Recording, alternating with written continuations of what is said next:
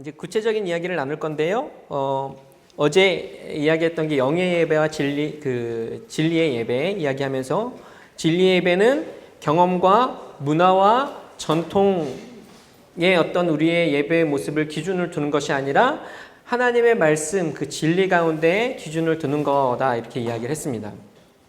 그리고 하나님 말씀, 즉 성경에는 어떻게 예배하는 것이 진리의 기준이 되는 모습인지를 말하고 있다라고 말씀을 드렸습니다. 오늘 그 가운데에서 성경 전체에 많이 나타나고 있지만 특별히 우리가 좀 적용해 볼 수 있는 그런 내용들이 시편에 많이 나오고 있거든요. 그 시편의 말씀을 통해서 함께 좀 나눠보는 시간들을 갖도록 하겠습니다. 아마 이제 나누게 되어지는 내용들을 하다 보면 그동안에 우리 지금 오신 우리 참석하시는 한 분 한 분들이 하셨던 습관들이 있을 거예요. 근데 그런 부분에 대해서 어느 부분에 대해서는 도전이 되고 어느 부분에 있어서는 포기하게 되어지는 그런 일들도 필요할 것입니다. 먼저 우리 시편 46편 10절 말씀을 먼저 한번 읽겠습니다. 시편 46편 10절 말씀. 자, 찾으신 줄 알고 함께 읽겠습니다. 시작. 이르시기를 너희는 가만히 있어 내가 하나님 됨을 알지어다. 내가 문나라 중에서 높임을 받으리라. 내가 세계 중에서 높임을 받으리라 하시도다. 여러분 혹시 손목시계의 소리를 들어보신 적 있으십니까? 들어보셨어요? 손목시계, 전자시계 말고 그 초침에 돌아가는 그 손목시계 있잖아요. 근데 이 손목시계의 이 소리는 평소 우리가 살아가는 일반적인 삶 속에서는 들을 수가 없습니다. 왜냐하면 아주 작은 소리가 나기 때문이죠. 그 일상을 살아가는 어떤 바쁜 환경 속에서, 삶 속에서 또 우리가 수많은 소음 속에서 살아가잖아요. 그 속에서 살아갈 때는 그 소리가 전혀 들리지가 않습니다.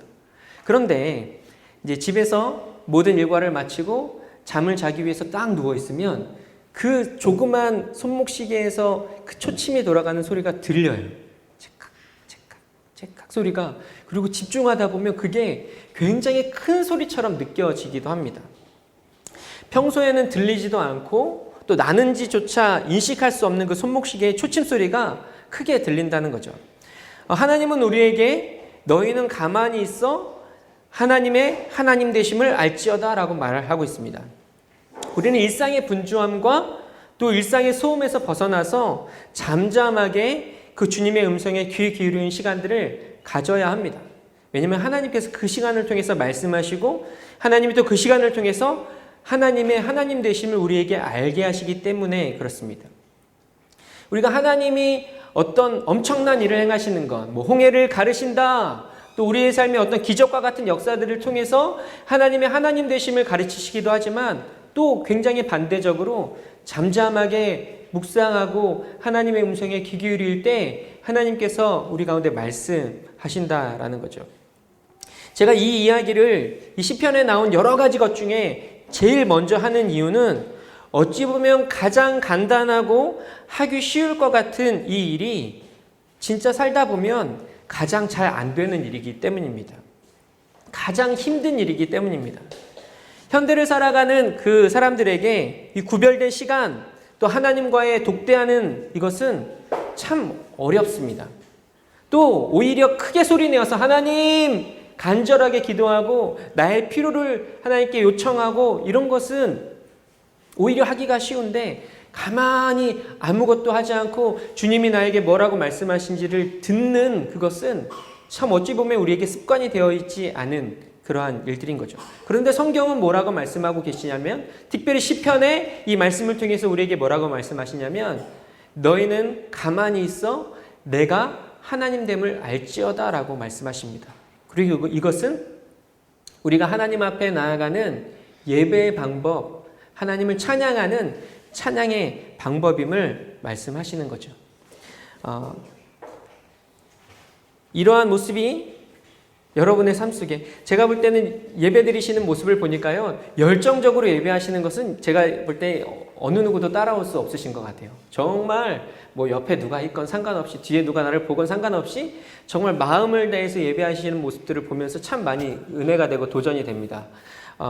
그런데 여기에서 또 한 가지는 우리가 나의 필요, 나의 어떠한 것들을 구하는 것뿐만 아니라 잠잠하게 하나님이 나에게 뭐라고 말씀하시는지를 듣고 그분의 하나님 되시는, 하나님의 하나님 되심을 알게 되어지는 그러한 또 예배자가 되시기를 주님의 이름으로 축복합니다. 또 시편 우리 66편 1절 또 한번 읽었으면 좋겠는데요. 시편 66편 1절. 자, 한번 읽어보겠습니다. 시작. 온 땅이여 하나님께 즐거운 소리를 낼지어다. 저는 지금 먼저 어떤 소리에 관련된, 음성과 관련된 이야기를 먼저 나누고 있습니다. 여기서 즐거운 소리를 낸다라는 것이 정확하지 않고 모호하게 느껴질 수 있습니다. 즐거운 소리가 뭡니까? 사실 되게 말하기가 애매하잖아요. 즐거운 소리가 뭐 흥얼거리는 소리일 수도 있고 또 뭐 노래하는 소리도 있을 수도 있고. 그런데 이 말을 좀 더 이 원어에 이 단어가 쓰여졌던 원어에 맞게 표현을 한다면 이렇게 표현하면 될 것 같아요. 환호한다. 즐거운 소리를 내는 것이 환호한다라는 표현으로 좀 보시면 될 것 같습니다. 이때 사용된 히브리어 단어가 하리우라는 단어예요. 하리우. 근데 이 단어의 뜻은 뭐냐면 큰 소리로 외치다라고 이야기할 수 있습니다. 큰 소리로 외치다. 근데 여기에 전제가 하나 또 붙어요. 뭐냐면 청각 기능을 손상시킬 정도로. 얼마나 큰 소리인지 알겠죠? 얼마나 커야 청각 기능을 손상시킬 수 있을까요? 옆에 이렇게 뭐 혼자 앉아 계시는 분들도 있고 옆에 앉아 계시는 분도 있는데 만약에 간사님이 우리 간사님의 귀에다 대고 큰 소리로 이렇게 외치는 청각 기능이 손상될 정도. 이게 바로 오늘 본문에서 얘기하고 있는 즐거운 소리라는 거죠. 자, 이런 모습을 언제 볼 수 있습니까? 어제요. 저는 어제 경기를 보지 못했지만 어제 그 20세 이하 월드컵에서 우리나라가 에콰도르라는 나라를 1대0으로 꺾고 결승에 진출했습니다. 예, 사상 최초라고 합니다. 우리나라에 있어서 결승에 진출하는 것은. 아마 근데 그때 그 한 골이 들어갈 때 그 축구 경기를 보고 있는 사람들이 어땠을까? 아마 제가 깨어 있었다면 와! 했을 것 같아요. 그 한 골이 들어가는. 이런 모습 많이 겪으셨잖아요. 2002년에 우리나라에서 월드컵이 열렸을 때 정말 온 국민이 환호하는 그 정말 아파트마다 집들마다 그 축구 경기를 보고 있다가 그 골이 들어간 순간 정말 이렇게 가만히 있어도 온 천지가 울릴 정도로 환호가 있었습니다. 근데 여기서 말하는 그 즐거운 소리가 뭐냐면 이렇게 환호하는 거예요. 큰 소리로 외치는 것을 말하는 것이죠. 이건 무엇에 대한 환호입니까? 바로 하나님의 역사에 대한 환호입니다. 그냥 소리를 지르는 것이 아니라 하나님이 행하신 그 일들에 대한 환호라는 거죠. 축구 경기에서 우리가 응원하는 그 팀이 1대0으로 이게 여기 자매님들이 너무 많이 계시니까 동감이 잘 안 되는 것 같아요. 남자분들은 충분히 동감을 하실 텐데 그것에 대한 정말 굉장한 감격이 있잖아요. 그런데 홍해를 가르시는 하나님, 또 우리를 구원하시기 위해서 예수님을 주시는 것뿐만 아니라 사단의 머리를 밟으신 그 하나님, 그 하나님에 대한 그 구원의 감격은 정말 그 골이 한 골 들어간 그것과 비교할 수 없는 그러한 일들일 것입니다. 아멘? 그 일에 대해서 우리가 환호하는 거죠. 하나님이 우리에게 이 일을 행하셨다. 와! 이게 바로 환호이고 하나님이 이렇게 예배하라 라고 말씀하고 계십니다. 또 말씀한 구절을 계속 오늘 좀 찾아보고 읽을 건데요. 47편 1절입니다. 47편 1절. 시편 47편 1절 말씀. 자, 같이 읽겠습니다. 시작. 너희 만민들아 손바닥을 치고 즐거운 소리로 하나님께 외칠지어다. 네, 첫 번째 모습이 이 모습이 무엇이냐면 손바닥을 치고 이것은 박수를 친다는 것이죠. 여기서 박수를 친다는 것을 조금 더 구체적으로 표현을 한다면 하나님께 박수 갈채를 보낸다는 것입니다. 박수를 친다 이게 그냥 이게 아니라 박수 갈채를 여러분 이게 좀 그렇지만 가끔 TV 뉴스에서 보면 북한 이렇게 보여주잖아요. 우리 위대한 수령동지님 막 이렇게 막 이렇게 치는 것처럼 물론 이제 그 마음은 어떤지 모르지만 모습을 표현한다면 그 모습이 바로 박수갈채의 모습인 거죠. 그런데 우리가 보통 손바닥을 친다, 박수를 친다를 어떻게 사용합니까? 특별히 예배 중이라고 한다면 보통은 좀 빠른 찬양이 나올 때 그것에 박자를 맞추기 위해서 하나, 둘, 셋, 넷, 하나, 둘, 셋, 넷 하는 정도로 사용을 합니다. 거기에 어떤 갈채의 의미, 하나님을 향하여서 그 갈채의 의미와 하나님을 높여드리는 의미가 사실은 담겨있지 않을 때가 훨씬 더 많은 거죠. 물론 빠른 찬양이 나올 때 그 박자를 맞추기 위해서 우리가 이렇게 손뼉을 치는 것도 중요하지만 성경에서 말하고 있는 하나님께서 우리에게 명하시고 있는 그 진리의 예배라는 그 기준 안에서 우리에게 요청하시는 것은 하나님을 향한 갈채의 의미를 담고 그 가운데 하나님을 높여드리는 그 마음을 담고 열렬하게 환영하는 그러한 마음을 담아서 박수를 치라고 말씀하시는 것입니다. 여러분 찬양하실 때 내가 박수를 치는 것에 그러한 의미가 있다는 것을 꼭 기억하셨으면 좋겠고 습관적으로 치던 우리의 그러한 것들을 내 이 박수가 하나님을 환영하는 것이다. 이 박수가 하나님을 향한 갈채를 표현하는 것이다 라고 생각을 하고 하시면 훨씬 더 좋을 것 같습니다. 자, 네 번째 모습, 네 번째는 네 번째의 예배를 향한 그 진리의 예배를 향한 순종의 모습은 손을 들고입니다. 손을 들고. 시편 134편 2절 말씀 제가 읽어드릴게요. 시편 134편 2절의 말씀입니다. 성소를 향하여 너희 손을 들고 여호와를 송축하라. 한 번 더 읽어드리면 성소를 향하여 너희 손을 들고 여호와를 송축하라. 자, 이 손을 든다라는 이 찬양의 표현은 성경 안에서 90번 이상이나 나오고 있습니다. 그러니까 우리가 보통 찬양을 한다, 하나님을 높여드린다라고 이야기할 때 어떤 대표적으로 생각하는 모습은 노래하는 거잖아요. 하나님을 향해서 찬양의 고백이라고 하면 하나님의 어떠함들을 노래하는 것이라고 생각을 합니다. 그런데 그렇게 대표적이라고 생각하는 노래하다라는 표현보다 이 손을 든다라는 표현이 성경 속에 더 많이 나와 있습니다. 더 많이 기록되고 있는 거죠. 이 손을 든다라는 의미에 어떤 것이 있냐면 항복의 의미가 있습니다. 하나님께 항복합니다. 하나님께 내 모든 주권과 내 모든 것이 하나님께 있음을 인정합니다 라고 표현하는 것입니다. 또 그 손을 드는 것에는 하나님을 환영하고 또 하나님의 하나님 되심을 인정하는 것이 그런 의미가 담겨 있는 거죠. 이 표현은 진리의 예배, 이것에 어떻게 말하면 대표적인 표현이죠. 그런데 문제는 뭐냐면 많은 사람들이 이렇게 예배하지를 않는 거죠. 아니, 예배하지를 못하는 거죠. 여러분, 여기 계시는 분들은 하나도 적용이 안 되니까 말씀을 드릴 수 없지만, 왜 사람들이 손을 들지 못한다고 생각하십니까? 예배 때. 막 찬양을 하는 중에, 주를 찬양, 손을 들고 찬양, 전쟁은 하나님, 이렇게 할 때, 그 가사의 고백에 손을 든다라는 표현이 있잖아요? 그런데 왜 하지 못할까? 네? 뭐라고 말씀하시는데 잘 안 들리네요. 제가 귀가 안 좋네요.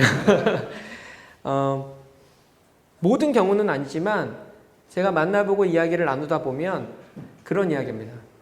내가 손을 들으면 옆에 있는 사람이 신경 쓰이는 거예요. 옆에 사람이 나를 바라보고 있는 거죠. 같은 거죠. 그리고 뒤에서 뭔가 누군가가 나를 이렇게 쏘아보는 것 같아요. 손을 든 제 뒤통수를 쏘아보는 것 같은 그런 느낌이 있어서 손을 들지 못하겠다라고 말씀을 하시더라고요. 그런데 여러분, 제가 한 가지 말씀드리겠습니다. 아무도 쳐다보지 않습니다. 아무도 여러분이 손 드는 것을 신경 쓰지 않습니다. 저 사람은 왜 손을 들었을까? 저 사람은 왜 손을 들었을까? 쏘아보거나 그것에 대해서 관심을 두는 사람이 아무도 없다라는 것입니다. 관심을 두는 한 사람이 있다면 바로 우리 하나님. 나에게 모든 것을 맡기고 있는가? 나에게 항복하고 있는가? 너의 모든 주권이 나에게 있음을 인정하는가? 그것에 대해서 오직 하나님 한 분만이 거기에 관심을 가지고 계시고 그것을 바라보고 계신다는 것입니다. 그래서 용기를 내셨으면 좋겠습니다. 아무도 쳐다보지 않으니까 나의 모든 행동이 다른 사람에게 주어지는 것이 아니라 오직 하나님을 향하고 있는 행동임을 여러분 믿음으로 그렇게 손을 들고 적극적으로 예배하시는 우리 한 분 한 분 되시기를 주님의 이름으로 축복합니다. 또 그렇게 우리가 손을 들고 예배하기 시작할 때에 우리의 입술의 고백과 함께 그러한 행동을 주님 앞에 올려드릴 때 하나님이 우리를 다스리기 시작하실 것입니다. 우리의 주인이 되셔서 우리의 항복을 받으시고 우리를 이끌어 가실 것입니다. 가장 선한 길로 그렇게 이끌어 가시는 하나님이 역사가 이러한 행동 속에 하나님의 말씀에 순종한 이 믿음의 행동 속에 일어나게 될 줄 믿습니다. 자, 5번째입니다. 인간은요 선성적으로 교만합니다. 죄가 들어오고 나서 그 죄가 들어온 인간은 겸손하고 자기를 낮추는 것들을 싫어하죠. 그런 우리에게 하나님이 이렇게 예배하라고 명령하시는데 시편 95편 6절 말씀입니다. 시편 95편 6절 말씀 제가 한번 읽겠습니다. 오라 우리가 굽혀 경배하며 우리를 지으신 여호와 앞에 무릎을 꿇자. 오라 우리가 굽혀 경배하며 우리를 지으신 여호와 앞에 무릎을 꿇자. 5번째로 하나님께서 우리에게 명령하시는 모습은 무릎을 꿇는 것입니다. 하나님은 죄로 인해서 교만하고 높아지기를 기뻐하는 우리에게 무릎을 꿇고 예배하라 하시면서 우리가 겸손하게 하나님 앞에 나아갈 수 있는 방법을 알려주셨습니다. 예배 가운데 무릎을 꿇는 것, 이것은 하나님의 하나님 되심을 인정하는 행위이고 우리 자신보다, 나 자신보다 하나님께서 더 위대하시고 가치 있는 분이다라는 것들을 온몸으로 인정하는 것입니다. 또 우리가 계속 나눴던 것처럼 하나님과 우리의 관계, 하나님은 주인이시고 나는 종입니다. 또 내가 하나님의 종됨을 기뻐합니다. 그것이 나에게 정말 영광스러운 일입니다. 라는 그러한 표현이 그 무릎을 꿇고 하나님 앞에 예배하는 그런 모습 속에 담겨 있다라는 거죠. 사실 근데 이게 교회에서 일반적인 교회에서 예전에는 그 마룻바닥 많았잖아요. 교회가 좌식으로 다 신발을 벗고 들어가서 그때는 참 자유롭게 일어났는데 요즘에는 다 이제 의자들이 있고 신발을 신고 있다 보니까 쉽지 않는 것 같습니다. 그런데 또 이제 사실 교회의 어떤 문화 안에서 갑자기 이게 막 무릎을 꿇고 이런 것에 대해서 굉장히 거부 반응이 있는 교회들이 있습니다. 그래서 이 부분은 사실 좀 지혜가 필요합니다. 난 하나님 말씀에 순종할 거야. 그리고 교회 이게 참 제가 교회 문화가 기준이 아니다라고 얘기하면서 또 그 기준을 또 어느 정도 감안해야 된다라고 얘기하는 게 참 슬프지만 또 그런 어떤 부분들에 대해서 좀 지혜롭게 할 필요가 있다는 생각이 듭니다. 그래서 어쨌든 이 무릎을 꿇는 것 안에 이러한 영적인 의미가 담겨져 있고 우리가 진리로 예배하기 원한다면 내 마음의 고백, 내가 하나님의 종입니다.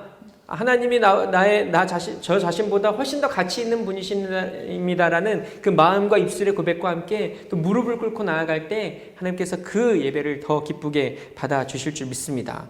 우리가 6번째 진리의 예배의 모습은 이것은 제가 생각할 때 한국 사람들에게 가장 어려운 모습이라고 생각됩니다. 자, 퀴즈입니다. 가장 어려운 모습. 역시 목사님이십니다. 네. 진짜로 그런 것 같아요. 한국 사람들에게 춤을 추며 예배하는 것이 참 어려운 것 같습니다.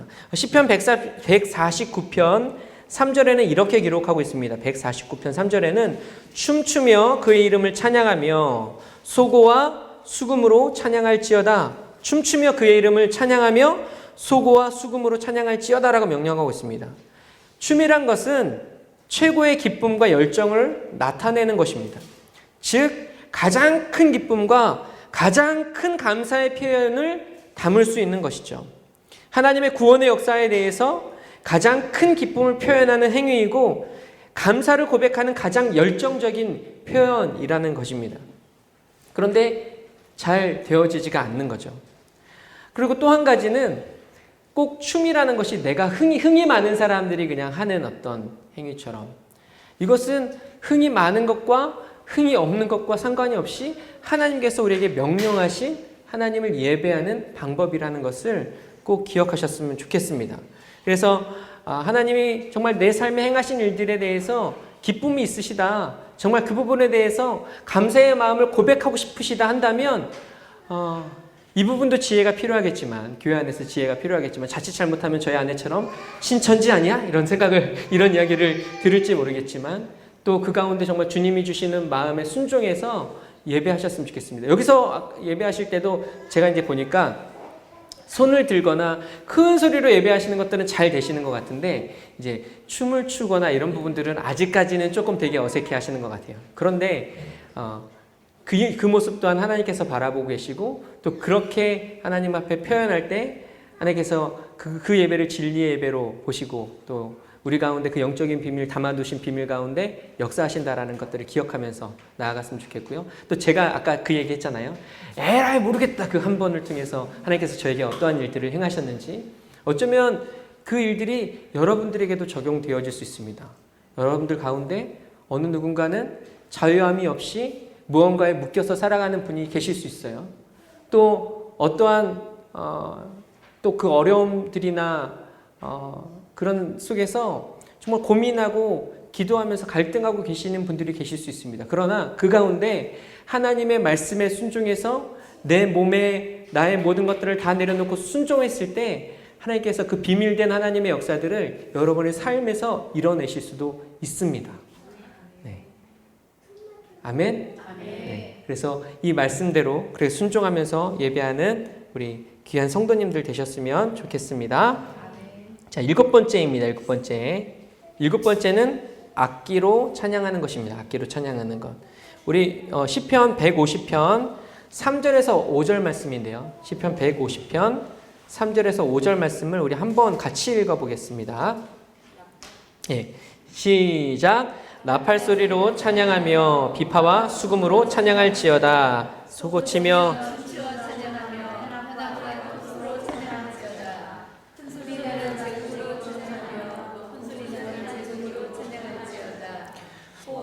자마다 여호와를 찬양할지어다. 아멘.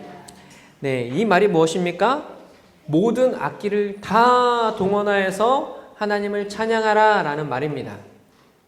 여기에서는 뭐 나팔, 비파, 수금 이야기, 소고치고 막 얘기하지만, 사실 지금 시대의 이 악기들을 생각하면 굉장히 오래 전에 사용했던 악기들이잖아요. 뭐 이렇게 표현하면 구식 악기들이잖아요. 그런데 사실 이 말씀이 적혀진 그때를 생각한다면 이거는 최신식의 악기를 말하는 것입니다.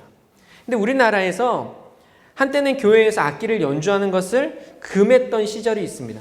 참 이 교회만 해도 지금 건반도 있고 드럼도 있고 기타도 있고 다양한 악기들이 있고 있는 것을 볼 때 정말 이 다양한 악기들을 통해서 하나님을 찬양하고 있는 그런 교회인 것을 볼 수 있는데, 불과 한 10년 전 아니면 20년 전만 해도요, 정말 어디 기타에서 어제 기타에서? 네, 죄송합니다. 어디 교회에서 기타를 쳐! 그래서 장로님들이 그런 거 있잖아요. 기타 청년들이 치고 있는 기타 뺏어서 부셔버리고 이런 경우들이 있었어요. 어디 교회에서 드럼을 쳐! 경망스럽게! 이런 일들이요, 아주 쉽지 않게 보던 일들이었습니다. 교회에서는 오로지 파이프 오르건만 연주해야 되는 거죠. 거룩하게. 피아노도 안 됐어요. 피아노도 술집에서 연주하던 그거를 어디서 교회에서 치냐라고 이야기를 할 정도로 그런 일들이 많았습니다.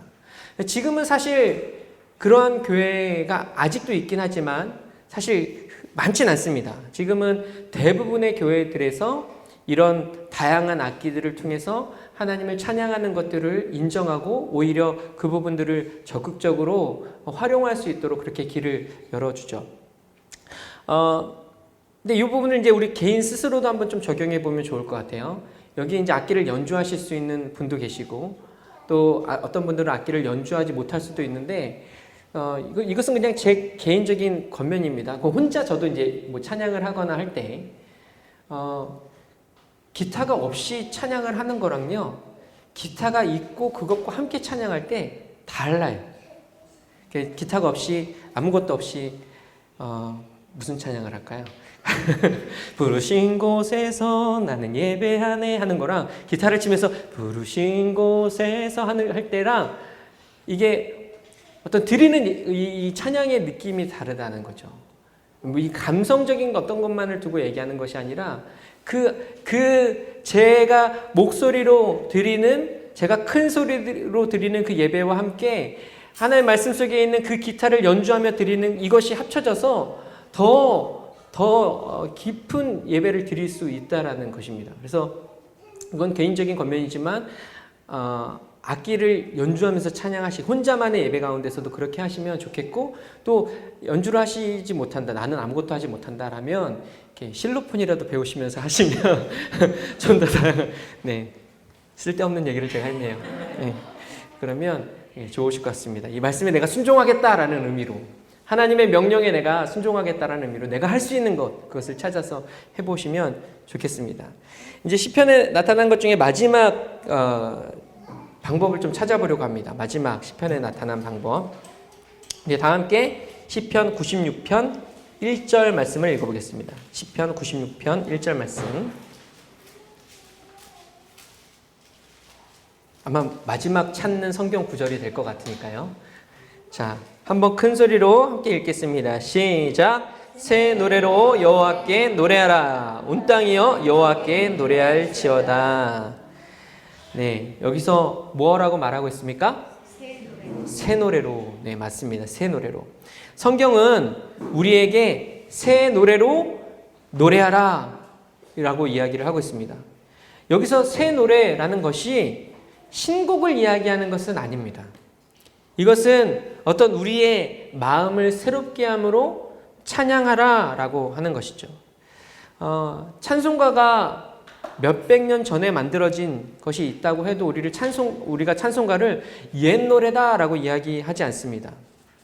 어떤 곡이 언제 나왔냐, 최근에 어떤 곡이 만들어졌냐에 따라서 새 노래, 옛 노래를 이야기하는 것이 아니라 여기에 있어서는 우리의 마음이 중요하다라는 것입니다. 또 하나님은요, 우리가 올려드리는 찬양의 실증을 내지 않으십니다. 뭐 예를 들어서 예배 때마다 똑같은 찬양을 부르는 거예요. 오늘도 부르고 내일도 부르고 내일 모레도 부르고 그 다음날도 부른다고 생각해 보십시오. 어느 한 곡을. 그런다고 하나님이 이제 그 찬양 그만 좀 하라고 이러실까요? 아니시겠죠. 오히려 거기에 실증을 내는 건 우리 스스로입니다. 똑같은 찬양을 하면서 우리 스스로가 실증이 날 뿐이지 거기에 우리의 마음이 온전히 담겨 있다면 하나님 절대 실증을 내지 않는 분이시죠. 성경에서는 찬송이라는 이 단어를 쓰면서 찬송이라고 번역된 단어이지만 원어에서는 두 가지 표현을 씁니다. 한 가지는 우리가 잘 알고 있는 할랄이라는 단어예요. 할랄. 보통 할렐루야 할 때 이 할렐루야의 어떤 그때는 그는 할랄이라는 단어입니다. 이 단어가 사용된 예배의 모습을 보면 뭐 하나님을 향해서 우리가 하나님이 하신 일들에 대해서 높여드릴 때, 또 즐거운 소리로 부르며 나아가는 어떤 찬양의 개념으로 이 할랄이라는 단어가 주로 사용했습니다. 어떤 하나님 앞에 깊이 있게 정말 경배하는 차원의 어떤 예배보다는 찬양, 하나님께서 하신 일들에 대해서 높여드리고 하나님을 칭찬하는 의미의 어떤 고백 속에서 이 단어가 사용되어졌다는 거죠. 근데 또 다른 찬송으로 표현된 히브리 단어가 있는데 그것은 테힐라라는 단어입니다. 테힐라. 이 테힐라라는 단어는 구약에서 주로 하나님의 임재로 가득한 어떤 영적인 찬양, 이것을 좀 지칭했습니다. 에베소서 5장 19절에 보면 이렇게 기록합니다. 시와 찬미와 신령한 노래들로 서로 화답하며, 시와 찬미와 신령한 노래들로 서로 화답하며, 이렇게 기록되고 있는 가운데 여기에서 말하는 신령한 노래라고, 이것이 테일라라는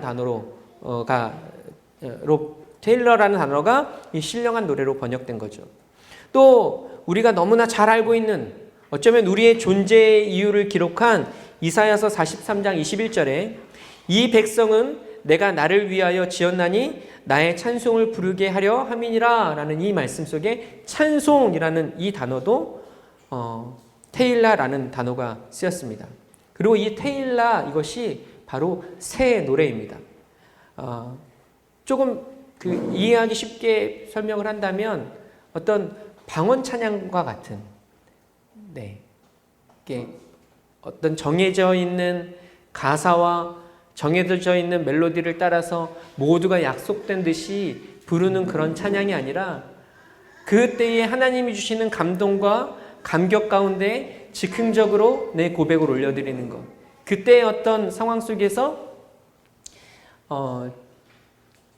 그때 하나님 주시는 어떤 마음 안에서 그 고백들 한 번도 쓰여지지 않았던, 한 번도 불려지지 않았던, 또 옆 사람도 알고 있고 내 뒷사람도 알고 있는 그런 노래가 아니라 지금 나에게 떠오르게 하신 그 찬양을 즉흥적으로 부르는 그것이 바로 이 새 노래라는 것입니다. 그리고 이러한 이 새 노래가 불려질 때 성경 안에서 보면 하나님의 역사가 많이 일어났었는데 그 가운데 대표적인 것이 역대하 20장에 있는 말씀. 여호사밧의 군대, 이스라엘 군과 또 세 나라의 연합군이 그 이스라엘을 침공하기 위해서 옵니다. 그때 이 여호사밧 왕이 무엇을 하냐면 성가대를 조직하죠. 이스라엘 백성들 가운데 성가대를 조직해서 거룩한 옷을 입히고 그들을 제일 앞세워서 찬양을 부르게 합니다. 그때 불렸던 찬양이 바로 이 새 노래 테일라라는 것이죠. 그 가운데 어떤 일들이 일어났냐면 여호와께서 복병을 두셔서 그들로 하여금 절대 이길 수 없는 싸움인데 절대로 어떤 가지고 있는 전력상으로는 싸울 수 없을 만큼의 그러한 전력 차이인데도 불구하고 하나님이 이기게 하시는 일들이 일어납니다. 근데 참 이 부분에 대해서 많은 분들이 좀 거부감이 있습니다. 왜냐하면 이게 좀 너무 은사주의적인 어떤 그런 곳에서 많이 이 부분들을 강조하고 또 이 부분들을 하지 못하면 뭔가 잘못된 것처럼 이야기하는 그런 게 있거든요. 뭐 방언 찬양을 안 하면 그 예배는 뭐 틀린 예배야 이런 것처럼 하는 또 굉장히 배타적인 그런 모습들 속에서 어떤 분들은 참 이 부분에 대해서 오히려 이제 거부감을 갖는 그런 경우들도 있는데 그런 거부감을 좀 내려놓고 이 말씀이 성경 안에 기록되어 있고 우리에게 요구하시는 하나님의 명령이라는 것들을 좀 기억하시고 예배하실 때 정말 깊이 있게 예배하실 때 있으시잖아요. 정말 뜨겁게 하나님을 예배하고 있을 때 주님이 생각나게 하시는 어떤 막 선포하게 하고 싶은 어떤 그런 마음들을 주신다면 그런 마음들을 자유롭게 고백할 수 있으시기를 주님의 이름으로 축복합니다. 저도 이제 제가 찬양 인도를 하는데 저도 이제 YM 예수전도단에서 이제 훈련도 받고 거기서 공부도 하고 또 어떤 예배 사역들을 해오면서 우리가 그런 표현 하잖아요. 예수전도단 지금 이제 세미나에 오셨으니까 하나님의 음성을 듣는다 이렇게 얘기를 합니다. 근데 이제 저도 찬양을 준비할 때 그렇게 묻거든요. 처음 시작할 때 제가 콘티를 준비할 때 기도해요. 하나님 제가 이번 주 주일 예배를 준비하는데 하나님 어떤 예배를 받고 싶으십니까? 라고 질문을 합니다. 그러면 어떤 말씀을 떠오르게 하시는 경우들도 있고 어떤 단어가 생각나게 하시는 경우들도 있고 어떤 찬양이 떠오르게 하시는 경우도 있고 그것을 붙잡고 기도하면서 콘티를 준비하죠. 그리고 이제 나름의 그 시간 안에서 곡들을 딱 짜서 준비합니다. 근데 예배를 막 하다 보면 갑자기 다음 곡에 정해진 곡이 있어요. 다음 곡에 예정된 곡이 있습니다. 약속된 곡이 있습니다. 연주팀과 싱어들과 또 자막을 하시는 분들과 다 약속이 되어 있는 곡이 있는데 갑자기 다른 곡이 생각나는 경우가 있어요. 그러면서 아까 에라이 모르겠다 할 때 하나님이 춤추며 예배하라 이런 마음을 주신 것처럼 그 찬양을 하기 원하신다라는 마음이 들 때가 있습니다. 여러분 찬양 인도를 안 하시니까 잘 이 부분에 대해서 이해하시기가 쉽지 않지만 아마 인도하시는 분들은 그런 경우들이 있으실 거예요. 그럼 고민하죠. 준비된 찬양이 아니잖아요. 약속된 찬양도 아니고 사실 자막에는 지금 그것이 준비가 안 돼 있는 상황이에요. 그리고 사실 정확하게 얘기하면 이미 준비한 곡들은 잘 짜여놓은 서로가 약속돼서 여기선 어떻게 연주하고 싱어들은 어떻게 부르고 이것을 맞춰놨다면 그 곡은 어떤 일이 일어날지 모르는 그런 찬양입니다. 그런데 막상 그 찬양을 시작해서 부르면 정말 신기하게도요. 저는 그랬던 것 같아요. 가끔은 인간이다 보니까 이게 하나님의 마음이 아니라 제 마음이었던 경우들도 있었겠죠. 그런데 정말 하나님이 주시는 감동 속에, 하나님이 주시는 그때의 내적인 음성 속에 그렇게 나아갔을 때 제가 기대하고 제가 상상했던 그 어떤 것보다 더 큰 은혜가 그 예배 가운데 있었던 것들을 저는 많이 경험을 했습니다. 어쩌면 이것도 새 노래일 수 있는 거죠. 이미 짜여진 곡이지만, 이미 만들어져 있는 곡이지만, 그때 그 예배 가운데는 이게 새 노래일 수 있고, 하나님께서는 그 새 노래를 통해서 우리의 그 명령에 순종하는 것을 통해서 또 다른 하나님께서 예비하시고 계획해 놓으신 하나님의 역사를 행하실 수 있는 것입니다. 오늘 이렇게 8가지의 내용을 통해서 시편에서 특별히 하나님의 말씀 그 진리의 기준 안에서 어떻게 예배하는 것이 진리의 예배인지를 함께 살펴보았습니다. 이 부분은 원래는 사실 이제 하나씩 하면서 이렇게 뭐 손을 든다 할 때 우리가 좀 손을 들고 부르는 찬양들을 하면서 직접 한번 하면서 이렇게 하면 참 좋겠다는 생각이 있어서 그렇게 하려고 했는데, 뭐 시간도 있고 여러 가지 상황상 이렇게 그렇게 못한 것에 대해서 죄송한 말씀 드리고요. 이 부분은 각자 예배를 드리는 삶 속에서 혼자 예배를 할 때도 한번 만약에 난 다른 사람들 앞에서는 아직 춤추면서 예배하지 못하겠다. 그러면 정말 혼자 찬양하면서 혼자 집에서 춤을 추시면 돼요. 어차피 우리가 드리는 찬양이 예배가 하나님께 드리는 것이니까 그렇게 개인의 삶에서 또 교회에서 예배를 드리시면서 그렇게 나아가시면 그렇게 나아가시기를 주님의 이름으로 축복하고 그 예배를 하나님께서 기뻐 받으시고 참된 예배자라고 우리 가운데 말씀하실 줄 믿습니다. 좀 정리를 하겠습니다. 아까 오늘 강의를 시작하면서 하나님께서는 우리에게 어떠한 행동을 요구하시고 그 안에 영적인 비밀을 담아두셨다라고 이야기를 했습니다. 그리고 그러면서 여리고성을 도운 이스라엘 백성들의 이야기, 또 손을 들고 기도했던 모세의 이야기를 좀 나눴고, 또 지극히 제 개인적인 경험이지만 제가 경험했던 그 일에 대해서 좀 이야기를 나눴습니다. 하나님은 우리에게 예배하라라고 또 찬양하라라고 명하시면서 어떻게 해야 할지까지도 성경을 통해서 말씀하십니다. 먼저 우리는 하나님의 말씀에 순종하기 위해서 그렇게 어떻게 예배해야 할지를 순종하는 마음으로 그렇게 예배해야 됩니다.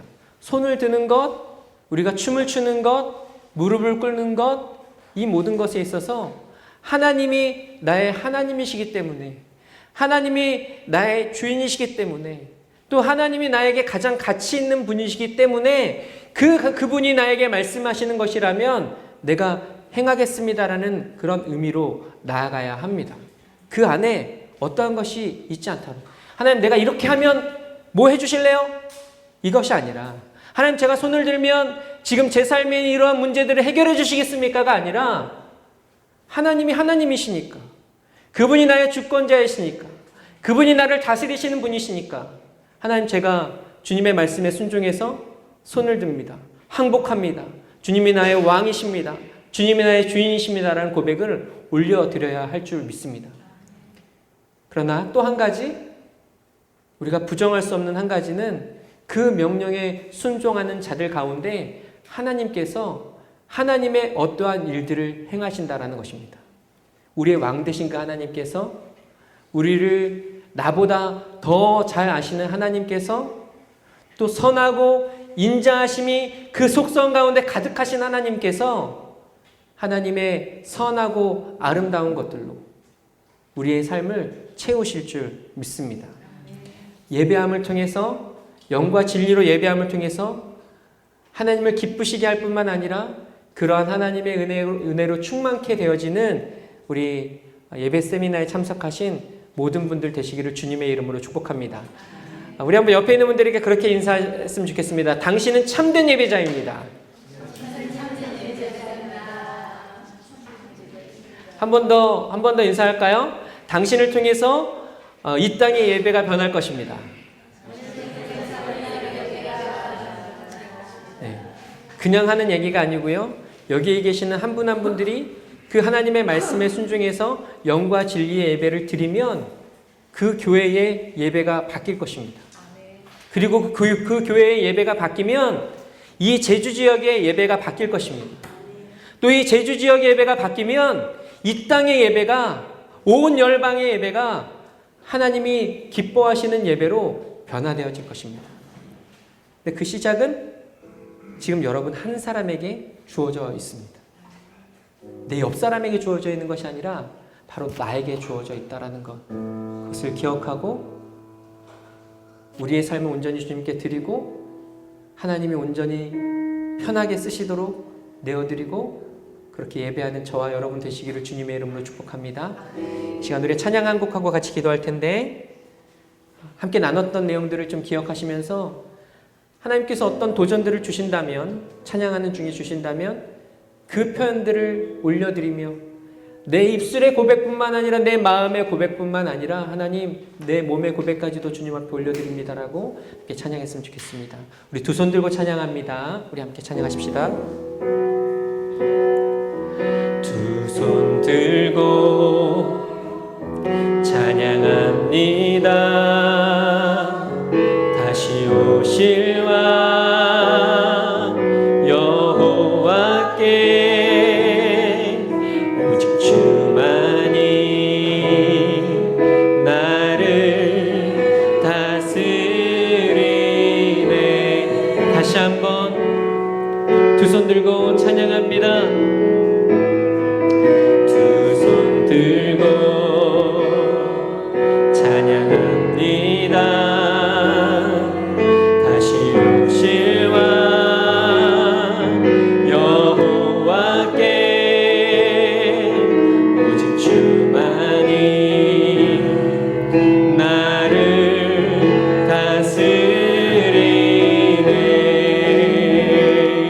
고백을 드리며 나 주님만을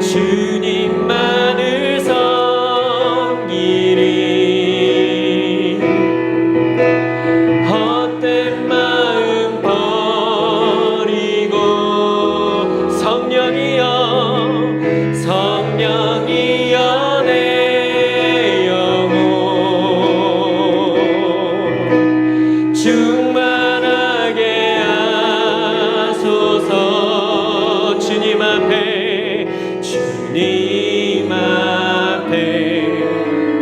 내 생명 드리리라. 다시 한번 주님이 어떤 분이신지를 기억하면서 두 손 들고 찬양합니다. 두 손 들고 찬양합니다. 아멘.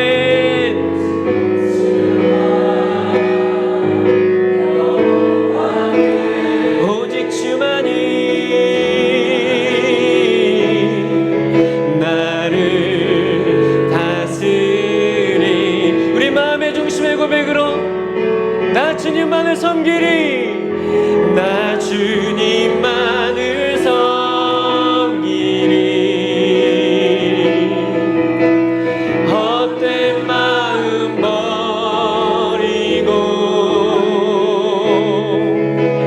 성령이여 내 영혼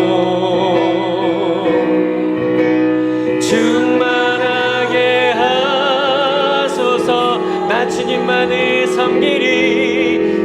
주님만을 섬기리. 헛된 마음 버리고 성령이여 내 영혼 충만하게 하소서. 주님 앞에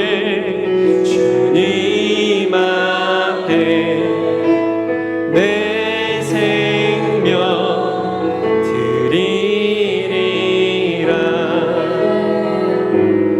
이 시간 기도하십시다. 이 시간에 좀 옆에 계시는 분, 가까이 계시는 분들이 계시면 저 함께 손을 잡고 같이 기도했으면 좋겠습니다. 하나님, 손을 잡은 우리 형제님, 자매님을 축복하여 주시고 기름 부어 주시옵소서. 하나님 찾으시는 영과 진리의 예배자가 되도록 주님 새 기름을 부어 주시옵소서. 또한 이 한 분을 통해서 이 땅의 교회의 이 땅의 예배 가운데 온전한 하나님의 영광이 나타날 수 있도록 주님 사용하여 주시옵소서. 우리 서로를 좀 축복하면서 함께 기도했으면 좋겠습니다. 같이 함께 주여 한번 외치고 함께 통성으로 기도하겠습니다. 주여 아멘.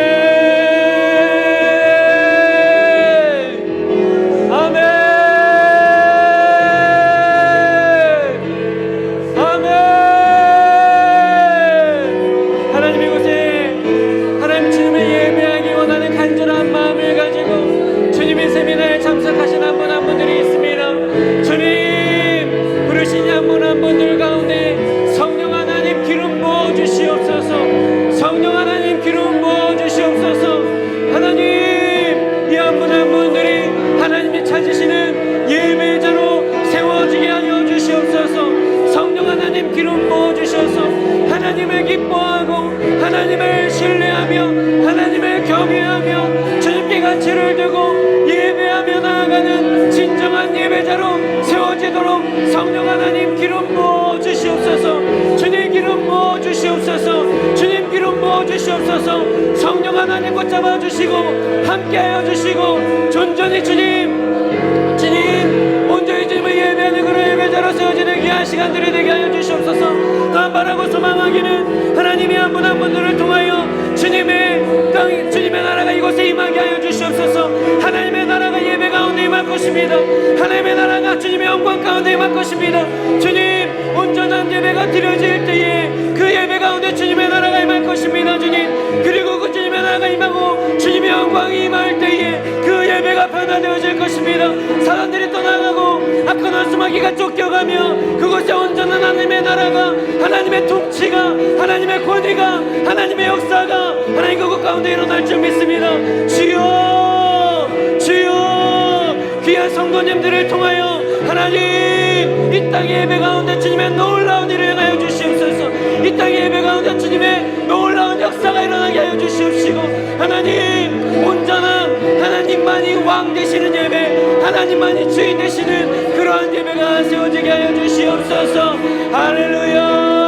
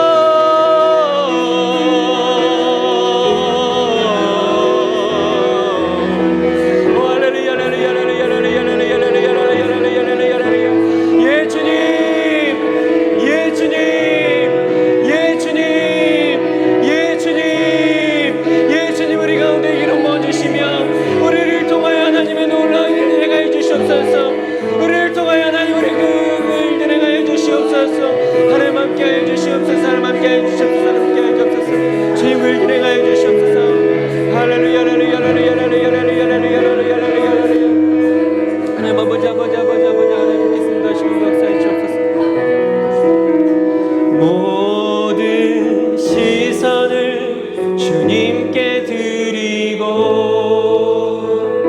살아계신 하나님을 느낄 때 내 삶은 역사가 되고 하나님이 일하기 시작 모든 시선을 주님께 드리고 전능하신 하나님을 느낄 때 세상은 주의 나라가 되고 나라가 되고 하나님이 우리 믿음을 가지고 다시 한번 고백합시다. 주님이 이렇게 역사하실 것입니다.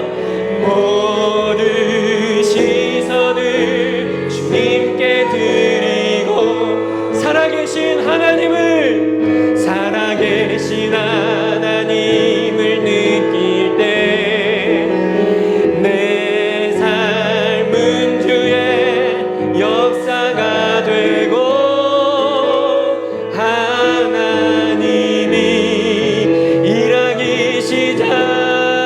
모든 시선을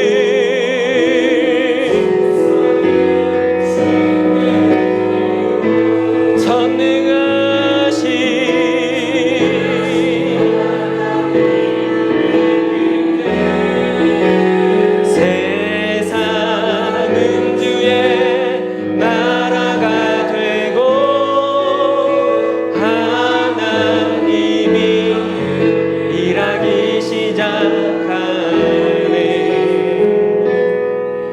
우리 두 손을 가슴에 얹으십시다. 그리고 기도합시다. 하나님, 주님을 바라봅니다. 모든 시선을 주님께 드리고 살아계신 하나님 앞에 우리의 온전한 예배를 올려드립니다. 주님, 이곳에 역사하여 주시고 이곳이 하나님의 나라가 되게 하여 주시옵소서. 주님만 다스리시는 주님의 백성 되게 하여 주시옵소서. 주님만 섬기는 하나님을 기뻐하는 주의 종 되게 하여 주시옵소서. 우리 스스로를 위해서 기도하십시다. 우리가 그렇게 믿음을 가지고 주님 앞에 간구하며 기도할 때 성령 하나님께서 우리 가운데 임재하시고 우리를 온전히 다스리실 줄 믿습니다. 시간 다시 한번 우리 주님 앞에 주여 한번 외치고 함께 동성으로 기도하십시다.